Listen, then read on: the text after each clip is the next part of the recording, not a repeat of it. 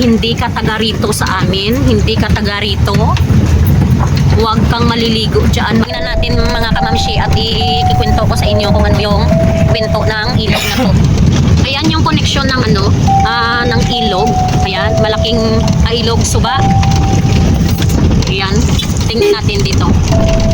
Malapit na tayo mga kamamshi, malapit na.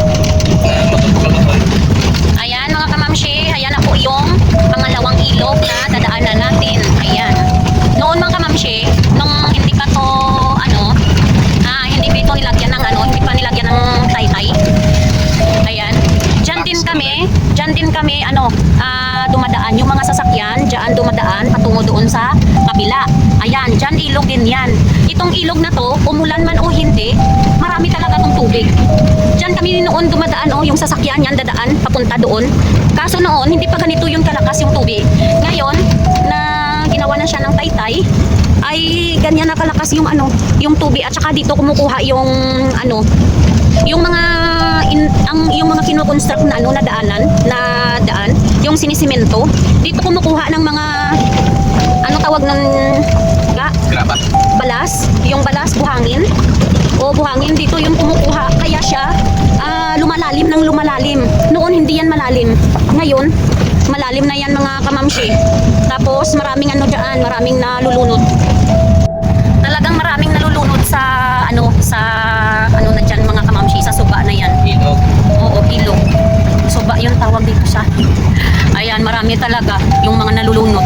Naliligo dyan, lalo na kapag hindi ka taga rito sa amin, hindi ka taga rito. Huwag kang maliligo dyan mga kamamshi, sabi ko sa inyo. Dahil kapag naligo kayo dyan na hindi kayo taga rito, kumukuha talaga yan. Meron dyan mga kamamshi, taga Bacolod. Tapos sila nag-challenge ng sayaw. Dito sila sa amin na merong competition dito sa amin mga kamamshi. Tapos sumali yung mga taga Bacolod. I-apat sila noon. Hindi, 6 pala sila, 6. Yung isa, na yun, mga binata sila lahat. Tapos sila nag-champion. Nag-champion sila mga kamamshi. Tapos naisipan nilang maligo dyan. Naligo sila dyan. Yung isa noon, meron ng visa dahil papapuntahin na nung nanay niya sa ibang bansa dahil siya na lang yung naiwan dito na nakatira dito sa Pilipinas. Talagang yung pamilya niya ando na talaga sa ibang bansa. Tapos yung iba niyang kasama, mga mayayaman doon, yun, marami silang mga pera.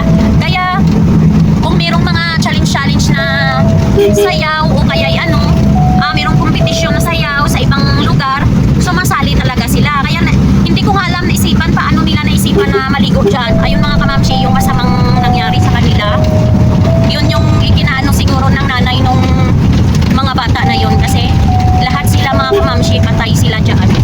Pag hindi ka taga rito, huwag kang maliligo dyan sa ilog na yan. Yan sinasabi ko, huwag kang maliligo. Kumukuha yan, every year yan kumukuha dyan ng para atang tawag nun, inihalat tawag siguro